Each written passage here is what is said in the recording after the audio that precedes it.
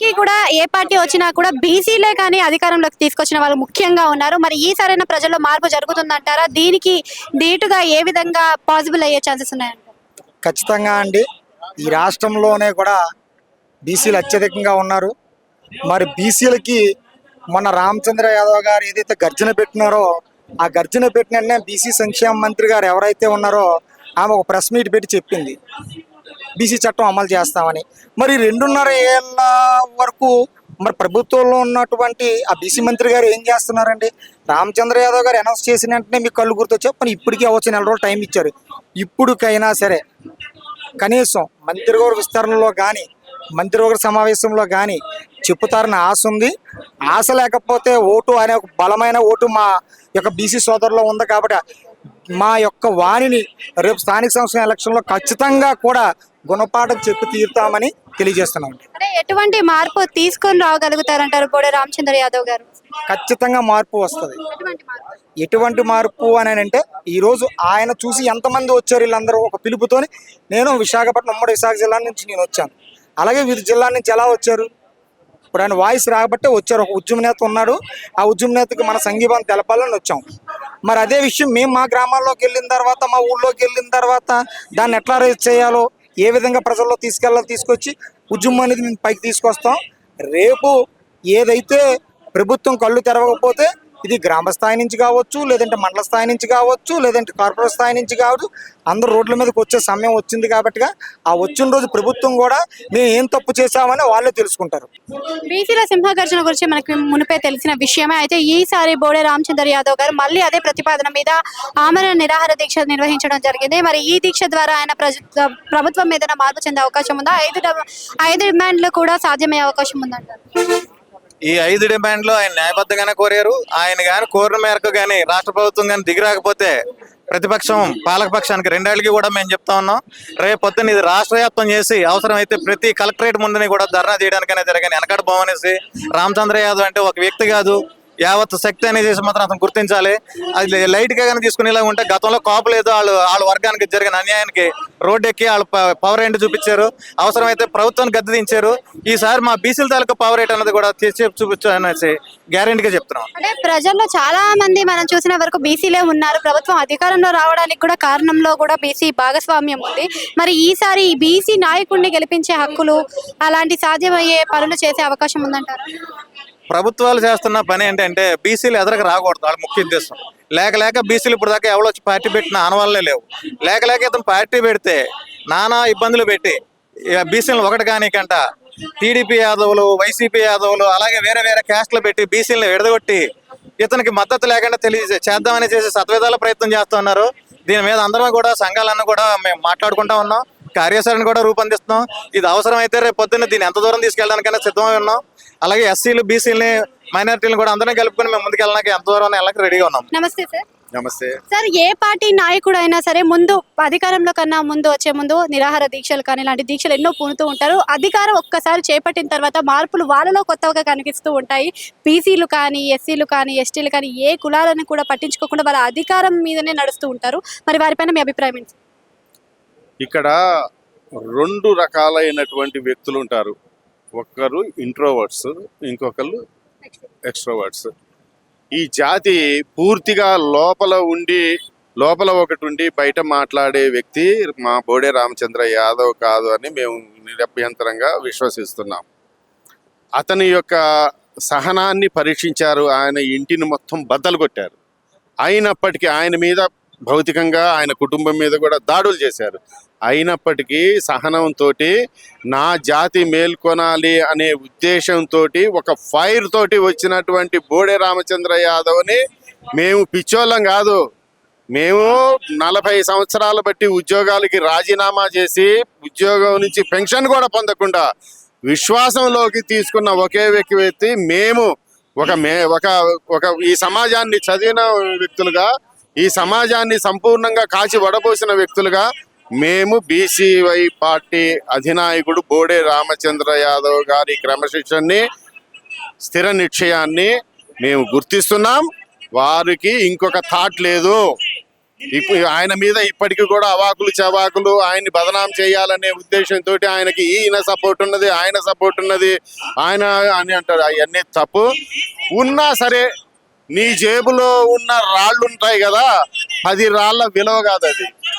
మీ madam గారు వ్యాపారం చేసే రాళ్ళల్లో ఈ 10 రాళ్ళ విలువ కాదు. ఏమన్నారు?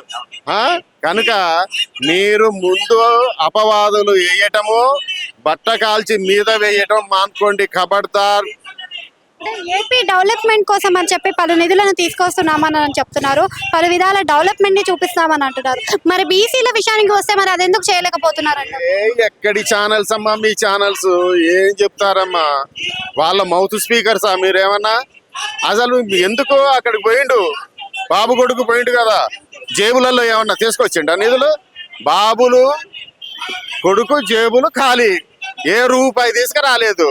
ఏమన్నా తెచ్చిండా? ఎన్నిసార్లు పోయిండు? వీళ్ళు పోయేది విదేశీ పర్యటనలు చేసేది స్విస్ బ్యాంక్ ఖాతాలు ఉన్నాయా పీకినాయా? స్విస్ బ్యాంక్ ఖాతాల్లో ఇంకా ఏమన్నా జమ చేయాలా? ఇంకా ఎవడెవడి దగ్గర మీ గ్రామీణాభివృద్ధి శాఖ కానీ అగ్రికల్చర్ శాఖ కానీ వాళ్ళ దగ్గర నుంచి వదుల్ని తప్పుదారి పట్టించినటువంటిది ఈ అమరావతి భూములు మొత్తాన్ని కూడా మీ యొక్క 2000 మంది బినామీలకి అమ్ముకొని సంపాదించినటువంటి పైసలన్నింటినీ అందులో అంటే ఎందులో స్విస్ బ్యాంక్ లో పెట్టుకోవడానికి ఉపయోగపడేటటువంటి ఈ చంద్రబాబు నాయుడిని నమ్మి మామ బలైపోయిండు. తర్వాత ఈ బీసీల బతుకులు నాశనం అయిపోయాయి. పీకే విషయానికి వచ్చినప్పుడు కూడా ఆయన నేను ఇన్ని శాఖలు తీసుకున్నది నార్మల్ గా కాదు, అందరికీ న్యాయం జరిగేలానే పోరాటం చేస్తాను, ప్రతి ఒక్కరు నన్ను నమ్మిన వారు అందరికీ కూడా నేను న్యాయం చేస్తాను అని పలు సభల్లో వ్యక్తపరచడం కూడా జరిగింది కదా. న్యాయము, ధర్మము, అదే రకంగా సాక్ష్యము, ఈ 3 ప్రధానమైనటువంటిది. మనం భారతంలోకి పోదాం. భారతంలో సర్పయాగం ఎవరు చేశారమ్మా? జనమేజయుడు. జనమేజయుడు కూడా సర్పయాగం చేసేటప్పుడు అసలు నేను సర్పయాగం చెయ్యొచ్చా, అసలు దీనికి కారణం ఎవరు అని తక్షకుడు వాళ్ళ తండ్రినైనటువంటి పరీక్షిత్తుని నిజంగానే చంపాడా, అతనే కారణమా అనేది న్యాయ వివక్ష చేసిండు. వాళ్ళ యొక్క మంత్రులతోటి, మంత్రివర్గంతో, విద్వాంసులతోటి, పండితులతోటి చర్చించిండు. ఆఖరికి సాక్ష్యం తెలుసుకున్న తర్వాత మాత్రమే వీళ్ళకి నా తండ్రిని చంపినందుకు తక్షకుడికి ఆ సర్ప కులానికి నేను మొత్తం కూడా శిక్ష వేయాలి అంటాడు. నువ్వు న్యాయం కోసం, ధర్మం కోసం ఇన్ని ఏవి ప్రోటోకాల్స్ ఏవి లేకుండా ఒకసారి బయటికి రా. దరిద్రం అంటే ఏం అనేది ఎట్లాగో కనపడుతుంది. ఇన్ని తీసుకున్నావు కదా నువ్వు ప్రోటోకాల్స్, అసలు అవన్నీ పక్కకి పెట్టు. కాళ్ళకి చెప్పులు లేకుండా మా బోడే రామచంద్ర యాదవ్ లాగా బయటికి రా. బయటికి వచ్చి గుడిసెకి తిరుగు. వాళ్ళ గుండెలు తట్టు, వాళ్ళ మనసుల యొక్క భావాలు తెలుసుకో. లీడర్షిప్ అంటే నాయకత్వం. అది నువ్వు ఇవన్నీ ఒట్టిగానే గాలి మేడలు కట్టుకొని మనసులలోనేమో ఆలోచనలు ఉంటాయి, పలుకులలోనేమో నీతులుంటాయి. నువ్వు నీతుల గురించి చెప్పావు కదా, అదే రకంగా చేతలలో మాత్రం వెధవ వేషాలు ఉంటాయి. ఏపీలో డెవలప్మెంట్ అనేది మనకు ముందస్తు కనిపించేది, కానీ ఆ డెవలప్మెంట్ లో బీసీలకు జరిగే అన్యాయం మాత్రం ఇప్పటి వరకు తెర వెనకనే ఉంది, కానీ తెర ముందుకు వచ్చిందే లేదు. మరి దానిపైన మీ అభిప్రాయం? బీసీలకి ఇప్పుడు కాదమ్మా, దశాబ్దాలుగా అన్యాయం జరుగుతుంది. స్వాతంత్రం వచ్చిన కానీ అన్యాయం జరుగుతుంది. ఇవాళ కొత్తగా రావట్లేదు. బీసీని ఓటు బ్యాంకింగ్ కోసం ఉపయోగించుకున్నారు తప్పించి ఏ ప్రభుత్వం కూడా న్యాయం చేయడానికి ముందుకు రాలేదు. అంటే ఇప్పుడు అధికారంలో ఉన్న పక్షంలో చూసుకున్నట్టయితే సీఎం అండ్ డిప్యూటీ సీఎం ఇద్దరు ఉన్నారు. మరి సీఎం విషయానికి వస్తే ఆయన కార్యక్రమాలు ఆయన చూసుకున్నప్పటికీ డిప్యూటీ సీఎం గారికి అయితే 5 శాఖలు నా దగ్గర ఉన్నాయి, మీ అందరికీ కూడా న్యాయాలు చేస్తాను, అది నా ధర్మం అని చెప్పి మాట్లాడడం, పలు సభలో చెప్పడం కూడా జరిగింది. మరి ఆయన పైన మీ అభిప్రాయం? 5 శాఖలు తీసుకున్నటువంటి పవన్ కళ్యాణ్ గారు ఇక్కడ శాలరీ తీసుకుంటూ 5 శాఖలకు సంబంధించిన శాలరీలు తీసుకుంటూ సపరేట్ ఫ్లైట్, సపరేట్ చాంపర్ తీసుకొని హైదరాబాద్లో ఉంటున్నారు. శాఖలకు న్యాయం చేసే వ్యక్తి హైదరాబాద్లో ఉంటారా, తెలంగాణలో ఉంటారా? ఏ రాష్ట్రానికి నువ్వు ఏ శాఖలకి ఏ శాఖలకి తీసుకున్నావు? ఏ రాష్ట్రానికి తీసుకున్నావు శాఖలకి? నువ్వు ఆంధ్ర రాష్ట్రానికి తీసుకొని తెలంగాణలో ఉండి ఏం న్యాయం చేస్తావు నువ్వు? ఆయన పక్కన ఉన్నటువంటి ఐఏఎస్ కృష్ణ చైతన్య గారి పుణ్యమా అంట, ఆయన చేసిన ప్రతి ఒక్క పనికి క్రెడిట్ నీ అకౌంట్లో వేసుకుంటున్నావు తప్పించి ఈయన ఆంధ్ర రాష్ట్రానికి చేసింది కానీ ఆ శాఖలు న్యాయం చేసింది కానీ ఏమీ లేదు. ఈయన కారుకి కిస్తీలు కడతానికే నాకు ఇది లేక కారమేషన్ అని చెప్పినటువంటి ఈ వ్యక్తి ఇవాళ సపరేట్ ఫ్లైట్లో తిరుగుతున్నాడు. హైదరాబాద్ నుంచి విజయవాడ రావాలన్నా ఇక్కడ లోకల్ తిరగడానికి చేపల్లో తిరుగుతున్నాడు. ఇదే న్యాయం చేయటువంటి ఆంధ్రప్రదేశ్కి 5 శాఖలకి ఏ రకంగా న్యాయం చేస్తారో ఒకసారి ఆయన ఆలోచించుకోమని చెప్పండి. ఈ అన్నదమ్ములు ఇద్దరు కూడా ఎమ్మెల్సీగా తీసిన నాగబాబు కూడా ఆంధ్రప్రదేశ్లో ఉండుకోకుండా అక్కడ ఉంటున్నారు, హైదరాబాద్లో ఉంటున్నారు. ఇది తినేదేమో ఆంధ్రప్రదేశ్ ప్రజాధనమో, ఉండేదేమో తెలంగాణలోనా? అంటే నాగబాబు గారికి కూడా ఇప్పుడు ఎమ్మెల్సీ నుంచి ఎంపీ టికెట్ కూడా కేటాయించే వివరంగా ఉండే అవకాశం కూడా ఉంది అని అంటున్నారు. మరి ఎంపీ టికెట్ ఇచ్చే అవకాశం ఉంటే మరి ఏ విధంగా ఉంటుందంటారు? చంద్రబాబు నాయుడుకి తొత్తుగా ఉన్నప్పుడు వీళ్ళు ఆ డిమాండ్లు నిర్వర్తించుకోవడం కోసం ఏదైనా చేస్తారు. అంతేగాని ప్రజలకు న్యాయం చేయడానికి, ప్రజా సమస్యలు పరిష్కరించడానికి మాత్రం ఏమాత్రం కాదు. పెట్టుకోవడానికి ప్రజా సమస్య పరిష్కారం కోసం అని చెప్పి టైటిల్ పెట్టారు కానీ జనసేన పార్టీకి అది జీరో. జనవాణి కార్యక్రమాలు పెట్టారు, ఎన్ని పరిష్కరించారో ఒకసారి బయటకు వచ్చి చెప్పమనండి, ఆన్లైన్లో రిప్లై ఇవ్వమనండి, ఎన్ని సమస్య పరిష్కారం అయినాయి అని చెప్పేసి. అందులో కంప్లైంట్ చేసిన వాడిని కూడా నేను ఒక్కనే, నా కేసు ఏమైందో చెప్పండి, ప్రజా సమస్య జాతీయ సమస్యనే, ఇలా దమ్ముందా? అంటే ఈ రోజున మీరు ఇన్ని విషయాలు చెబుతున్నారు కదా, బోడే రామచంద్ర యాదవ్ గారు మరి గతంలో చేసిన పోరాటాలు మనం చూసే ఉన్నాం, ఎన్నో దీక్షలు నిర్వహించారు.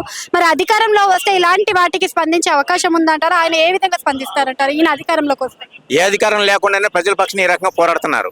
నిరసనలు అనేక ఎక్కడంటే అక్కడ కుల మతాలకు అతీతంగా బీసీ పార్టీ అంటారు కానీ బీసీ గారు ఆర్థికంగా వెనకబడిన వాడిని ప్రతి ఒక్కరిని కూడా బీసీ గారిని ట్రీట్ చేస్తున్నాడు ఆయన. ఇప్పుడు అధికారాన్ని చెప్పండి ఆ రెండు కులాల వాళ్ళని కూడా, వాళ్ళలో ఆర్థికంగా వెనకబడిన వాళ్ళు చాలా మంది ఉన్నారు, వాళ్ళని కూడా మా బీసీల కింద ట్రీట్ చేస్తున్నాడు తప్పించి ఆయన ప్రజా సమస్యలు ఏ రకం పరిష్కారం చేస్తారు? ఇంతవరకు బీసీ రక్షణ చట్టం కానీ వీటి గురించి ఎవరైనా మాట్లాడిన వాళ్ళు ఉన్నారా? ఇప్పుడు కూటమి ప్రభుత్వం ఈయన చెప్పినటువంటి డిమాండ్లో 5 డిమాండ్లో 4 డిమాండ్లు కూటమి ప్రభుత్వం చెప్పింది, కానీ అది నిర్వర్తించే ప్రక్రియ ఏదైనా చేపడుతున్నారా? అది నిర్వర్తించడానికి చేసే కృషి ఏమైనా చేశారా? మరి రామచంద్ర యాదవ్ గారు చేస్తున్న నామ నిరాధ్యక్ష చేస్తున్నారు దానికోసం. ఏ నాయకుడు చేస్తున్నారు? ఇప్పుడు పార్టీలో ఉండే నాయకులు ఏమైపోయారు? బీసీ నాయకులు ఓట్లే కావాలా? ఏ బీసీ యొక్క ఆత్మగౌరవంతో పని లేదా వీళ్ళకి?